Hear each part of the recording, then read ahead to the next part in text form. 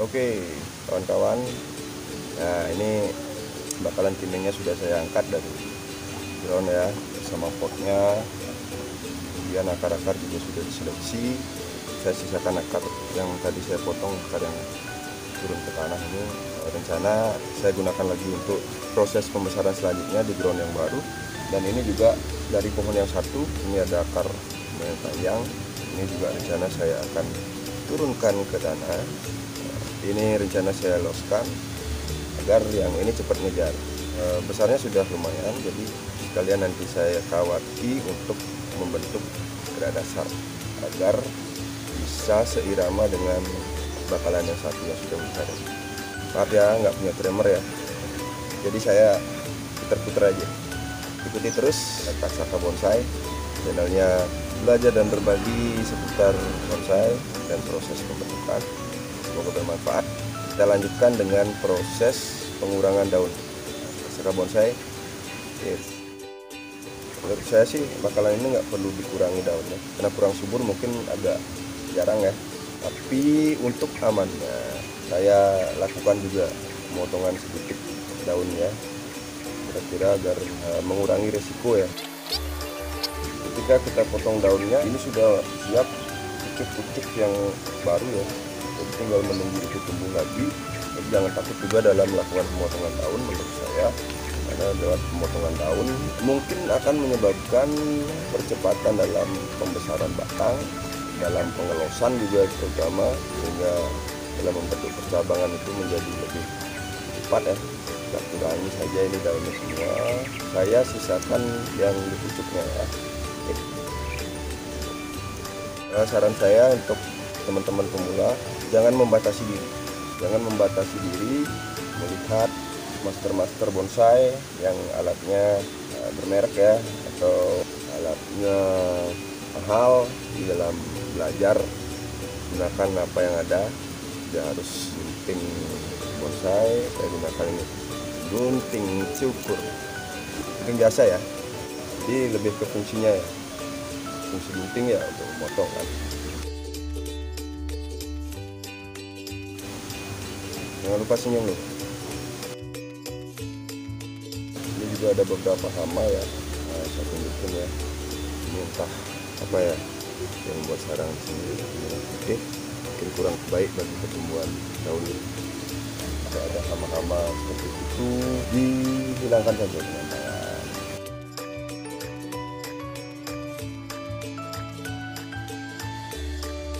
Sekalian juga kita menentukan percabangan yang akan dipilih.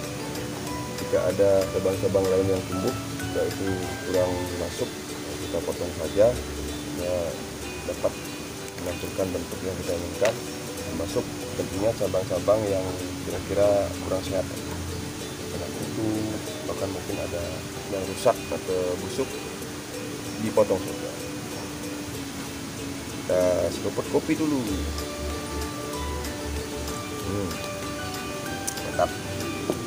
Jadi setelah ini proses selanjutnya yaitu saya akan melakukan sedikit pengawatan dari sini, karena ini sudah lumayan besar. Jika terlambat nanti takutnya agak susah untuk dibentuk, untuk mencari gerak dasar dari pohon kedua ini yang saya tanam di sebelah pohon utama ini.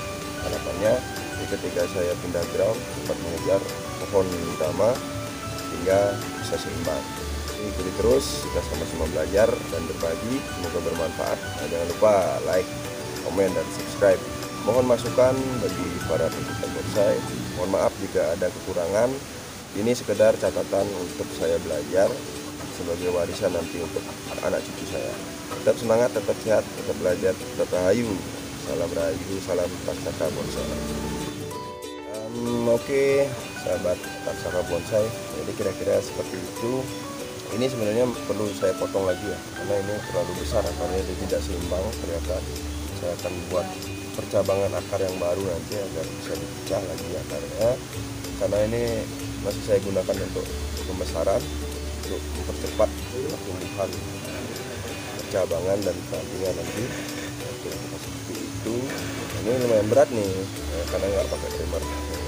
Tidak mengurangi keinginan untuk belajar. Satu pesan dari saya. Jangan berhenti belajar karena keterbatasan. Oke, semoga menginspirasi. Selanjutnya saya akan lanjutkan dengan melakukan pengawatan untuk membentuk gerak dasar dari pohon yang satunya. Ini masih kecil dan belum kuat ya. Nah, di sini saya punya kawat ya. Mohon maaf, kawatnya juga agak berantakan ya karena bekas pakai. Nah, intinya seperti tadi saya katakan, jangan berhenti belajar karena keterbatasan. Gunakan yang bisa digunakan. Kalau ada yang spare atau nggak kepake ya dipakai saja. Kalau kawat seperti ini kita tinggal kencengin, ya bisa digunakan lagi. Saya nggak ngerti ukuran kawat ya, terus terang teman-teman, mohon maaf. Jadi patokan saya menggunakan feeling ya. Jadi kalau kira-kira besar cabangnya sekian ya kita gunakan kawat yang sekian, kan gitu. Saya coba gunakan kawat yang ini ya, kawat satu mungkin ya namanya, nggak ngerti. Oke, kita mulai saja proses pengawatan untuk membentuk gerak dasar. Seperti yang mungkin kawan-kawan sudah saksikan di channel belajar bonsai yang lain, tentunya proses pengawatan dimulai dari bawah.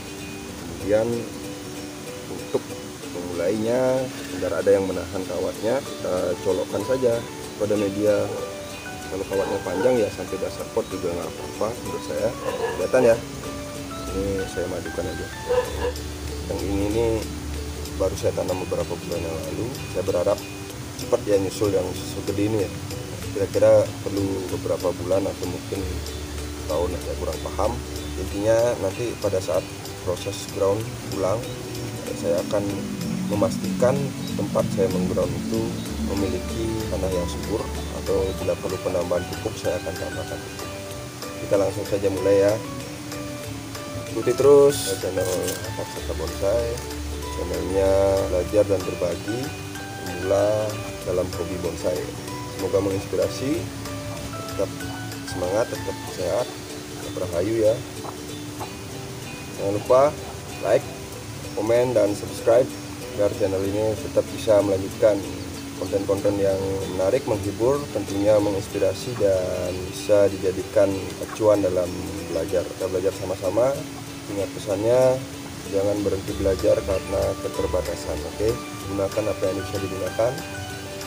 Tetap berbagi pada teman-teman sesama pemula dalam hobi bonsai.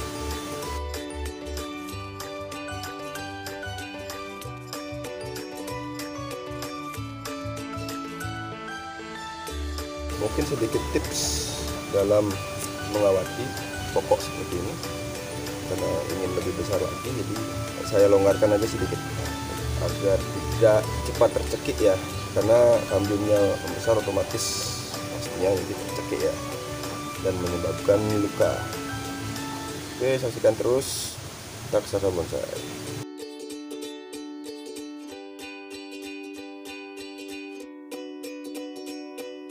Ini ada dua cabang utama, satu di sini, yang satu di sini. Ini lebih besar. Saya akan coba sesuaikan dengan yang paling besar ya, yang pertama saya tanam ya. Nah, seperti itu. Mungkin saya juga belum tahu ini depannya seperti apa. Mungkin teman-teman juga sudah paham tentang tampak depan, nah, sambil mengikuti alurnya si pohon. Untuk yang cabang kedua ini saya gunakan kawat yang sedikit lebih besar, mungkin kawat 2 atau 3, saya kurang paham. Saya ikuti alur kawat yang tadi saja.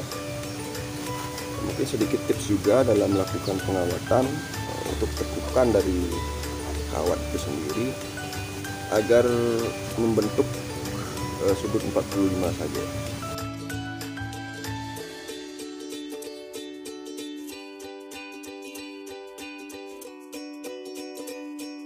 Akan lebih mudah diarahkan, jadi resiko untuk patahnya juga lebih sedikit, karena karakter dari jenis ficus itu sendiri, kambiumnya itu, kulit kayunya itu agak mudah robek ketika ditekuk, tapi ketika dilakukan dengan perlahan sebenarnya karakternya lumayan lentur ya, jadi mudah untuk membuat tekukan-tekukan jika dilakukan dengan sesuai. Oke, karena ini sudah ke ujung, saya potong saja dulu. Jadi biasanya saya los. Intinya gunakan intuisi masing-masing dalam melakukan pembentukan atau pengarahan gerak dasar atau nanti percabangan dan juga lanjut ke perantingan. Ini hanya untuk mengarahkan aja dulu. Kita tunggu besar lagi, mungkin nanti kita potong setelah sudah cukup besar, kita lanjutkan dengan percabangan.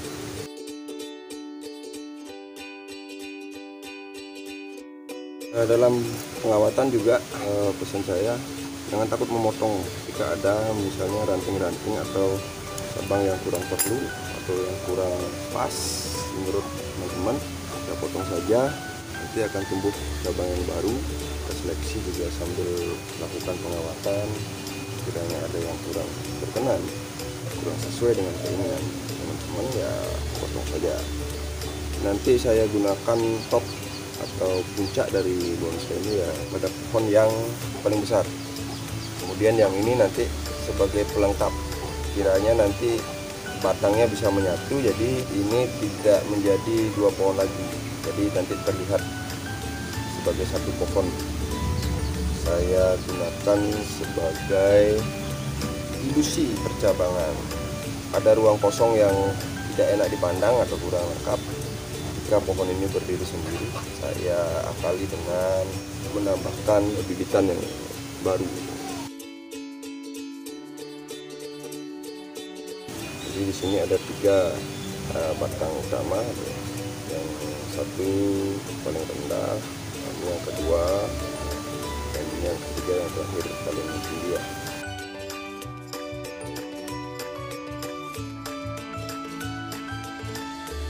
Tips dalam melakukan pembentukan atau pengarahan membentuk gerak dasar, jadi saat melakukan tekukan agak dipuntir sedikit, karena jika tidak melakukan pemuntiran sedikit, pengalaman saya itu kulit kayunya robek, jadi kemungkinan bisa mati cabang atau mati ranting.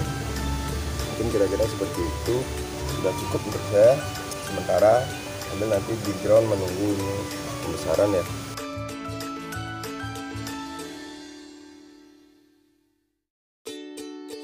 Oke, kira-kira sedemikian gerak dasar dari bakalan bonsai kimeng yang satunya ini. Nanti kita tentukan arah depannya, saya juga belum tahu. Mungkin ini ya depan. Sisanya ya terserah teman-teman sesuai dengan bakalan yang teman-teman punya atau seni yang teman-teman punya, karena ini itu relatif. Jadi jangan takut untuk berkarya. Tetap semangat, tetap rayu, ikuti terus Taksaka Bonsai. Jangan lupa setelah nonton di like ya, di komen dan di subscribe agar channel ini tetap berkembang. Nanti kalau nggak ada yang subscribe, lanjut aja. Nah, selanjutnya saya akan lanjutkan ke ground dulu. Kita menyiapkan tempat untuk ground yang baru. Sekian dulu, sampai ketemu di tempat ground yang baru. See you di lokasi grounding. Ini belum diapa-apain, ini masih tanah murni, belum dicampur dengan pupuk. Untuk mencampur saya menggunakan sendok nasi. Jadi ingat, jangan cari yang nggak ada. Kalau cari yang nggak ada, nggak akan ketemu. Dari saya, agar tidak mencari yang tidak ada. Sering-sering mulung.